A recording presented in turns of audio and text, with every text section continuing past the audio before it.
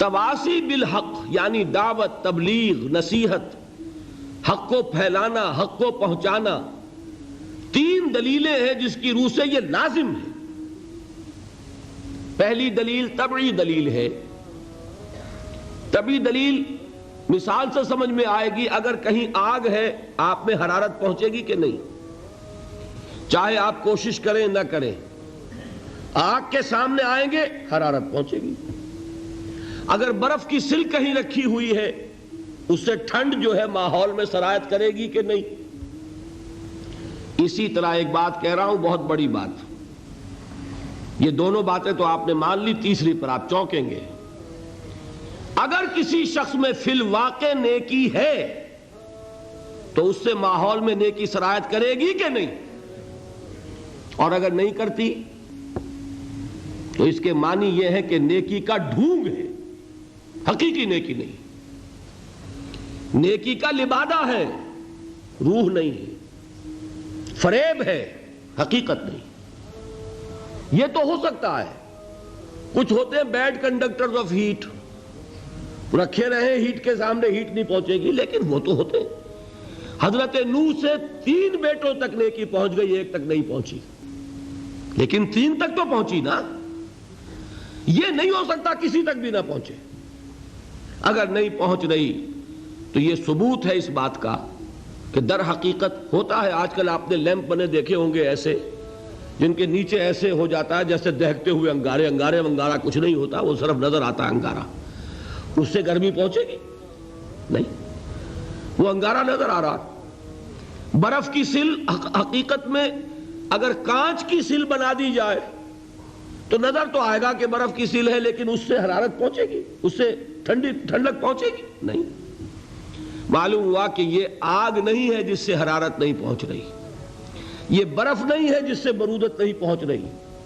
اسی طرح اگر واقعتاً کسی انسان سے اس کے ماحول میں بالکل ہی نیکی سرایت نہ کر رہی ہو تو بڑا شدید اندیشہ ہے اس بات کا کہ سوچے کہیں میں نے نیکی کا فریب تو نہیں کیا ہوا۔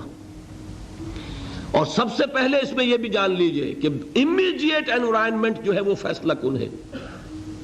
ایک شخص کے گھر میں اس کا کوئی اثر نہیں ہو رہا نیکی کا، اس کا مطلب یہ ہے کہ کہیں کوئی نہ کوئی گڑبڑ ہے، something is wrong somewhere، کوئی پیتھولوجی ہے۔ جیسے میں نے عرض کیا تھا نا کہ وہ آفیسر لوگ تو کچھ عرصے تک نماز پڑھتے رہے ظہر کی، لیکن وہ جو ملازمین تھے کلاس 4 کے وہ ہنستے تھے، اس لیے کہ انہیں معلوم ہے کہ صاحب صرف ظہر کی نماز پڑھ رہا ہے، اثر نہیں پڑے گا، لہذا کیسے اس کے اوپر اثر ہوگا ملازم پر؟ اولاد سے چھپی نہیں ہوتی انسان کی شخصیت، بیوی سے چھپی نہیں ہوتی انسان کی شخصیت۔ آپ نیکی کے لبادے اوڑھ کر باہر آ جائیے، لوگ آپ کی نیکی، ظاہری نیکی دیکھیں گے، متاثر ہو جائیں گے، لیکن نیکی وہ ہے جو گھر پر اثر انداز ہو رہی ہے۔ اگر نہیں ہو رہی تو کوئی فریب ہے، کوئی دھوکہ ہے، کوئی نہ کوئی شخصیت میں پانی مر رہا ہے۔ بہرحال یہ تو منطقی نتیجہ میں نے بیان کیا۔ اصل بات کیا تھی کہ پہلی دلیل کیا ہے؟ طبعی دلیل ہے، آگ سے حرارت پھیلتی ہے، برف سے ٹھنڈک سرایت کرتی ہے۔ اگر نیکی حقیقتاً ہوگی، عمل صالح ہوگا واقعتاً، تو اس سے ماحول میں لازماً نیکی سرایت کرے گی، کم یا زیادہ۔ دوسری دلیل کیا ہے؟ انسان کی شرافت اور مروت کا تقاضا یہ ہے، جو چیز آپ نے اپنے لیے پسند کی ہے وہ اپنے بھائی کے لیے بھی پسند کرے۔ آپ نے ایمان کو اگر واقعتاً اپنے لیے خیر سمجھ کر قبول کیا ہے تو کیسے ممکن ہے کہ آپ اپنے بھائی کو اس سے محروم رکھنا پسند کریں، اپنے بیٹوں اور بیٹیوں کو اس سے محروم رکھنا پسند کریں، اپنی بیوی کو یا بیوی اپنے شوہر کو اس سے محروم رکھنا پسند کرے؟ ممکن ہے؟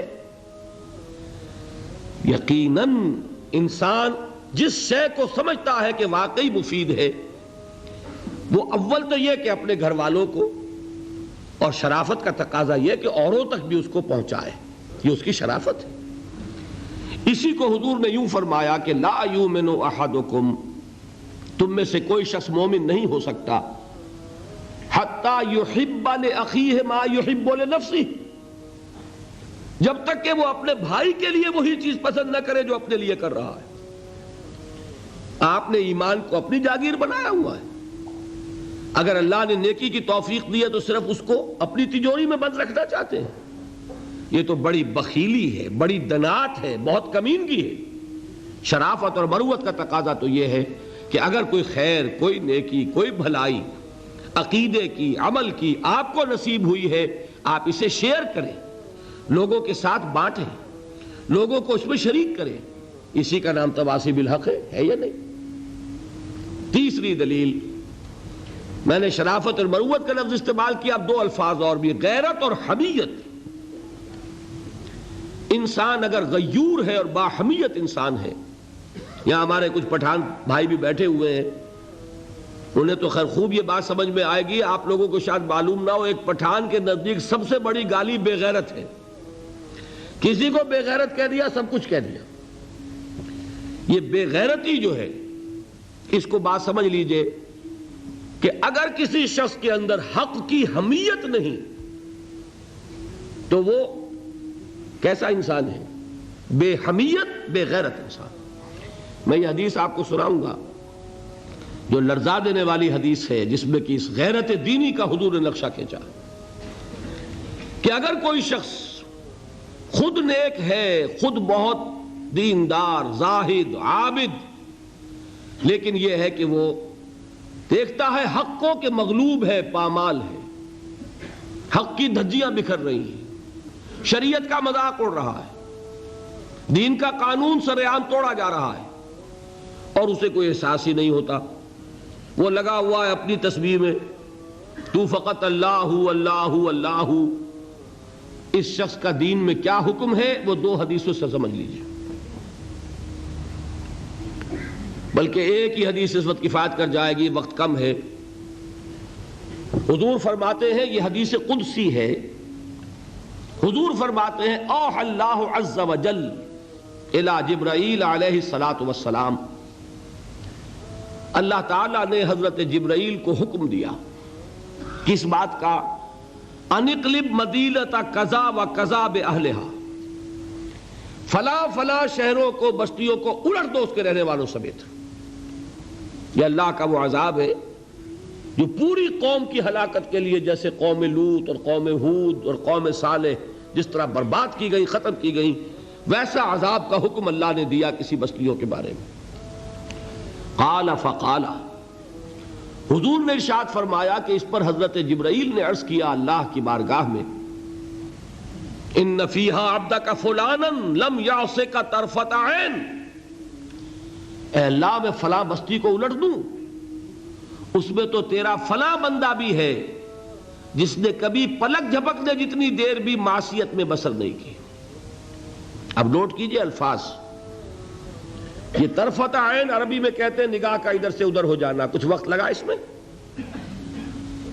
ہم اس کو محاورے میں کہتے ہیں پلک جھپکنا، مفہوم ایک ہی ہے، اتنی دیر بھی معصیت میں بسر نہیں کی۔ کہنے والے کون ہیں؟ جبرائیل۔ کیا جھوٹ بول سکتے ہیں؟ مبالغہ کر سکتے ہیں؟ کرائے کے وکیل نہیں ہیں، جبرائیل ہیں، اور کہاں کہہ رہے ہیں؟ اللہ کی عدالت میں، جہاں ابو جہل بھی جھوٹ نہیں بول سکتا۔ قال صوابا، وہاں تو ابو جہل کو بھی بات صحیح کرنی ہوگی۔ اب اگر یہ بات ہے تو ذرا تصور کیجئے ایک شخص کی ذاتی نیکی کا، جس کے بارے میں جبرائیل کی گواہی بارگاہ خداوندی میں یہ ہے کہ اللہ تیرے اس بندے نے تو پلک جھپکنے جتنی دیر بھی معصیت میں بسر نہیں کی۔ اس کا ذاتی کردار، اس کی ذاتی نیکی، اس کی ذاتی دینداری، اس کی عبادت گزاری، اس کا زہد، اس کا تقوی کس درجے کا ہوگا ہم تصور بھی نہیں کر سکتے۔ لیکن اب سنیے، اقلبھا علیہ وعلیہم، قال فقال، حضور فرماتے ہیں کہ اللہ تعالیٰ نے جواباً ارشاد فرمایا حضرت جبرائیل سے، الٹو اس بستی کو، پہلے اس بدبخت پر پھر دوسروں پر۔ دلیل کیا دی ہے؟ فَإِنَّ وَجْهَهُ لَمْ يَتَمَعَّرْ فِيَّ سَاعَةً قَطْ، یہ چہرے پر جب انسان کے غصہ آتا ہے، خون کھولتا ہے تو رنگ متغیر ہو جاتا ہے، یہ ہوتی ہے حمیت اور غیرت کی نشانی۔ آپ کو کوئی ماں کی گالی دے دے، کیا حال ہوگا آپ کا؟ اگر تو آپ کے جسم میں جان ہے تو جانے نہیں دیں گے۔ میں یہ بڑی اچھی بات سن کر آیا ہوں حیدرآباد دکن سے، وہاں مجلس تعمیر ملت ہے، مسلمانوں کی ایک تنظیم، اور بڑی ہمت سے کام کر رہے ہیں۔ وہ برملا جلسوں میں یہ کہہ رہے ہیں کہ اب ہم نے یہ طے کر لیا ہے، ہمارا اصول یہ ہے کہ کسی کو چھیڑو مت، اور اگر کوئی چھیڑے تو چھوڑو مت۔ میں سمجھتا ہوں بہت صحیح اصول ہے کہ کسی سے چھیڑ چھاڑ کرنی نہیں ہے، لیکن کوئی چھیڑے تو پھر بے غیرت اور بے حمیت بن کر گردن جھکانی نہیں ہے، پھر ہر چبادہ بات۔ اسی کا ہے اصل میں یہ نقشہ کہ انسان کو اگر اس کی ماں کی کوئی شخص شان میں گستاخی کر گیا ہے تو اگر اس میں جان ہے وہ جانے نہیں دے گا، نہیں ہے تب بھی اس کے پورے جسم کا خون اس کے چہرے پر تو آ جائے گا کہ نہیں، کانپے گا، لرزے گا، غصے میں آئے گا، قہر درویش بر جانے درویش چاہے پی جائے، لیکن یہ نہیں ہو سکتا کہ اس کے چہرے کا رنگ متغیر نہ ہو۔ حضور نے فرمایا یہ وہ شخص ہے جس کے چہرے کا رنگ کبھی میری حمیت اور غیرت میں متغیر نہیں ہوا۔ یہ اپنی ذاتی نیکی میں لگا رہا، اپنے ذاتی تقوی میں لگا رہا، اپنی ذاتی عبادت گزاری میں لگا رہا۔ اس نے دیکھا نہیں کہ حالات کدھر جا رہے ہیں، اس نے دیکھا نہیں ماحول کا رنگ کیا ہے، اس نے دیکھا نہیں کہ کیسے جو نواہی ہیں، جو منہیات ہیں، جو اللہ تعالیٰ کو ناپسند چیزیں ہیں وہ پھیل رہی ہیں، منکرات کا اضافہ ہوتا چلا جا رہا ہے۔ یہ لگا رہا اپنی ذاتی نیکی میں۔ یہ تین دلیلیں ذہن میں رکھیے کہ جیسے ہم نے کل سمجھا ایمان حقیقی ہوگا تو عمل لازماً درست ہوگا، اسی طرح اگر واقعی نیکی ہے اور حقیقی نیکی ہے، نیکی کا فریب نہیں ہے، نیکی کا لبادہ نہیں ہے، تو اس نیکی سے تواصی بالحق، دعوت اللہ، خیر کی تبلیغ، امر بالمعروف، نہی عن المنکر، یہ ساری چیزیں لازماً وجود میں آئیں گی۔ نہیں آ رہی ہے تو اس کا ثبوت ہے کہ در حقیقت اپنی نیکی کچی ہے، بودی ہے، فریب کی ہے، دھوکے کی ہے، لبادہ ہے، حقیقت نہیں۔ یہ بات سمجھ میں آ گئی؟